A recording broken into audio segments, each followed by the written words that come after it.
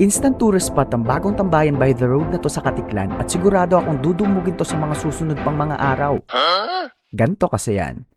Kung hanap mo ay road trip at food trip spot all in one kung saan may magandang overlooking view, sunset view at masarap na pagkain na sineserve habang ikaw ay tumatambay literally sa gilid ng kalsada, dapat mong dayuhin itong diversion road ng Sitio Bacolod sa Katiklan.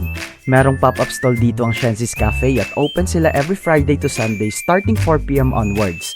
Kakabukas pa nga lang nila at talaga namang pinipilahan na agad-agad ang mga food and drinks na sineserve nila dito. From different variations of snacks pati na rin rice meals, meron sila dito kaya highly recommended siya dayuin for dates, family, or even barkada hangouts.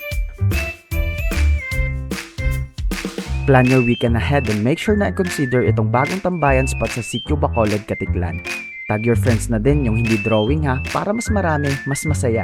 Comment mo na rin kung saang spot ang pwede kong i-feature next.